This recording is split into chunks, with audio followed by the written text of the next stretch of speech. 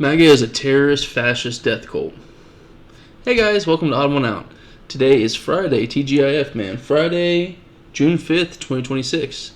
Today I'm going to be talking about just how ridiculous MAGA is.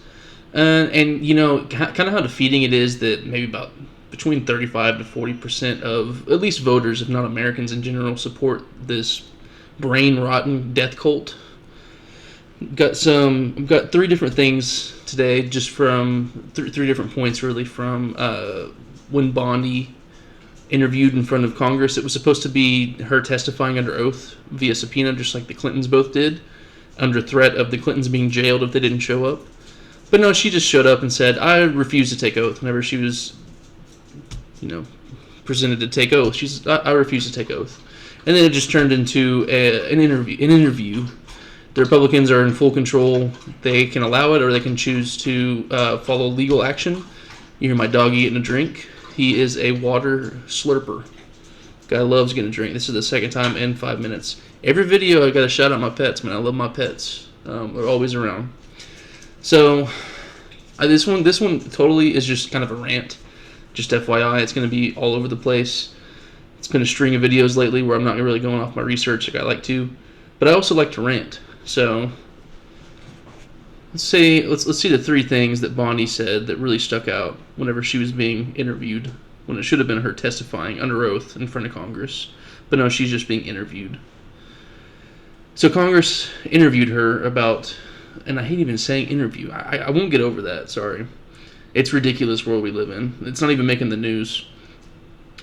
So she was there because she was subpoenaed originally to come testify about her handling of the Epstein files. Some questions about her handling of it. Every single person in America, I think, has questions, even right-wingers. They just like to plug their ears whenever they come to the answers and have to critically think and step outside of the cognitive dissonant world that they live in. So one of the first questions that stuck out to me is she was asked whether or not she advised the DOJ and the FBI to redact Trump's name from the Epstein files. And she said, I do not recall. Seems to me like you would remember something like that. I mean, I don't even want to hear it. Let's stop playing this game. Okay, this is the biggest cover-up in history. Covering up for pedophiles, for child abusers. The president is a child abuser. It seems pretty obvious from the files. That's my opinion. That he is a pedophile. So that's my opinion. So I don't get sued. Not as if he's going to be watching this video, but you never know. It's the most ridiculous administration of all time. I'm a small YouTuber. It wouldn't surprise me if this came across somebody. You just got a CYA, man. Sorry. It's ridiculous where we live in. The First Amendment doesn't matter anymore. Another question. She was asked whether she ordered the FBI and DOJ to destroy photos, videos, any other evidence in the files of Trump. And she responded with, I do not recall. Just another one. It's just unbelievable. Can you imagine if this was Joe Biden's DOJ? If this was Barack Obama's DOJ? Unreal. Then another one. She was asked who the 10 co-conspirators were, which I have no doubt that many people watching this video have no clue that there were even 10 co-conspirators that were redacted. They're not following. A lot of people are not following, even if you're well-intentioned. You're not following the news, or at least you're not hearing this from the news. If you're listening to legacy outlets like CNN and Fox News, Newsmax, you're not going to hear any of this. Doesn't matter if it's left-wing, you're not going to hear any of this. MSNBC, you're not going to hear that. You're going to have to leave it to Kyle Kalinske, Breaking Points, Drop Site News, all the real guys out there that actually say, hey, this is Midas Touch. They actually go through and review the files and say, hey, look at this. You read all these files and link them together, and there were 10 abusers and those who helped orchestrate the entire network that were redacted. And then actually Thomas Massey comes out and says that too, in Ro Khanna.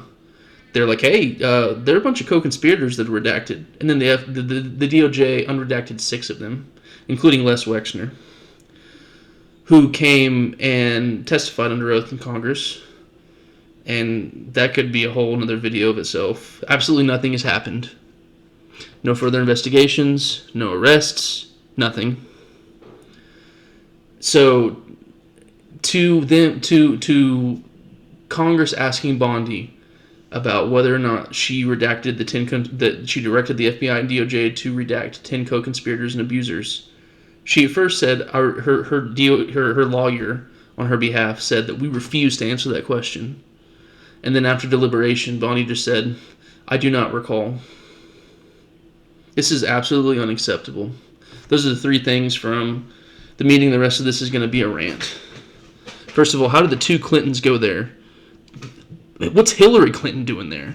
Bill Clinton, I'm totally fine with that. It makes sense. What is Hillary doing there? What connection does she have with the Epstein debacle, the whole scandal? Why is she there? Is she suddenly a client? What does she know? Even if she's married to Bill Clinton, how is she supposed to know everything that's going on about him? Why is she there? Why is she there before Trump? Before I think she got interviewed before Les Wexner, before all the redactions were removed. Why? Why were the Clintons there? I have no problem with Bill. I have a problem with how it's improperly applied. How the Clintons were subpoenaed to come testify under oath and were threatened with criminal contempt if they didn't show up. And then what did the Republicans do as soon as Bondi, the acting attorney general who controlled the entire redaction process and release legally of the Epstein files?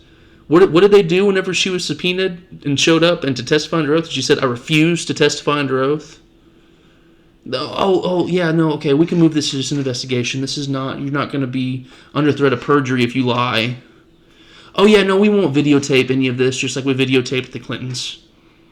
Oh, there'll be no audio of this, just like there was audio of the Clintons. And it's just infuriating. It's infuriating for a lot of reasons. One of them is for something I thought we all used to agree on, is that child abuse is absolutely unacceptable. These people get killed in prison. But if you're rich and you're wealthy, and if you're a Republican, you're safe. And even if you're a Democrat in the files, you're safe. It's absolutely unacceptable. This next election in 2028 is going to be about the Epstein class versus the working class. It's going to happen on both sides. The left is going to have to beat out the Epstein class. And when I say the Epstein class, it doesn't mean people that are implicated in the files. But when I think of Gavin Newsom, I'm not at all even remotely suggesting he's in the Epstein files or a child abuser or any kind of criminal. He's the Epstein class, though, because he protects the billionaires. He's against the billionaire tax. He does not advocate for the working class. Okay? There's about 80% of the left that's got to go. And guess what? It used to be like 99% of the left that needed to go. And Bernie was like the only one who was beating his chest. And the left voting base is not in a fucking cult. And is actually making that happen at the primaries, at the voting booth. They're actually waking up. People like me.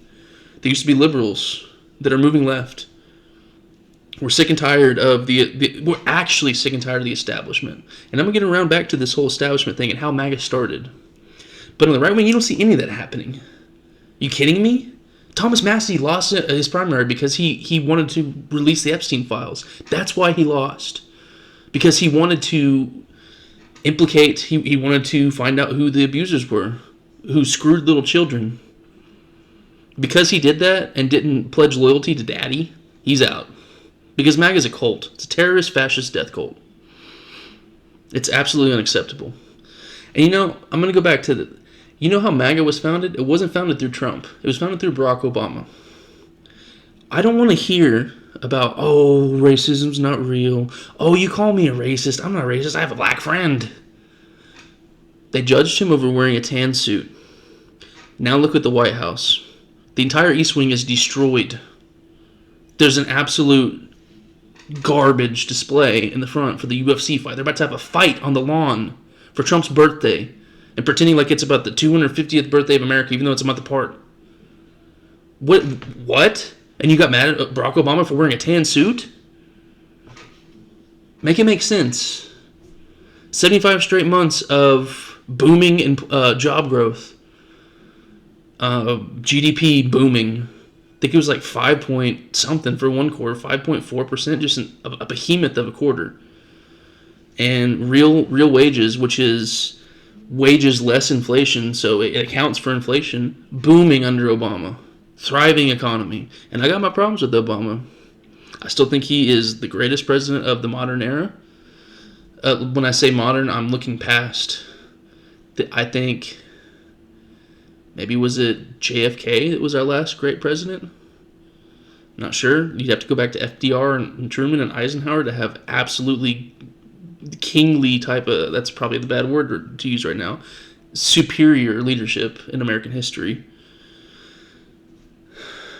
What is it that fired up people to go vote for Republican, just so outraged at Obama? They flipped like 62 seats in the House in 2010. Absolute joke.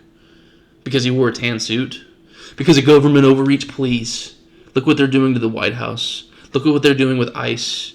Look at what they're doing with the January 6th slush fund. Look at what they're doing with all of Trump's corruption with crypto. Look at what they're doing with all the tariffs, just levying them all across the board. Look at what they're doing with the war in Iran and evading Congress, trying to put it to a vote. Trump's going to veto the vote that passed. The Senate and the House are going to work out the two differences, but they both passed essentially the same bill. It's going to get vetoed. You tell me that's not government overreach? You tell me all the craziness that's going on is not worse than wearing a fucking tan suit?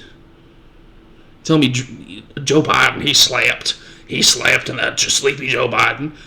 Just today, Trump literally just conked out. He's done it so many times, but this is the worst I've seen it. Falling asleep, tweeting from 12 a.m. to 3 a.m., depicting the Obamas as apes, like talking about the Democrats need to be handled by the military, depicting himself as Jesus Christ and threatening to kill an entire civilization. If you are still with this side, what is wrong with you? And I'm really mad because I don't think we're going to have free and fair elections. You guys screwed it up. You guys completely destroyed America. We got screwworms coming and invading our cattle. I know that there's also the headline that they eat human flesh, which they do. But the thing that's actually going to happen on a much bigger scale is them infesting cattle and driving up beef. All this was held at bay for 60 years. It was just a non-existent thing in the U.S. thanks to a program that Doge cut. You got hundreds of thousands that are already dead and millions, tens of millions that will die because of the shuttering of USAID. It's unbelievable what we can watch happening all around us and the destruction and the depravity in the world. And people are just, I'm just gonna go to my job and focus on me and my family, man. I mean, who cares about anything else going on outside of the house? I don't care about you. Oh, but you better listen to me about my government policies. You want an abortion because your life is at risk? Or you are like literally just pregnant and you're trying to take the pregnancy pill just days after, and in some of those states it's not allowed. I'll police you about that. I'm going to police you.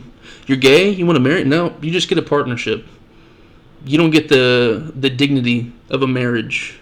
You're trans? You don't exist. It's not a thing. Could go on and on and on and on. And perhaps it's also because it's game 2 and my Thunder are not playing in the finals. And I'm seeing all the people talking about, oh, Thunder was fake. There weren't actually a real dynasty being built. They were all fake. Meanwhile, J-Dub didn't even play. I'm pretty mad about it.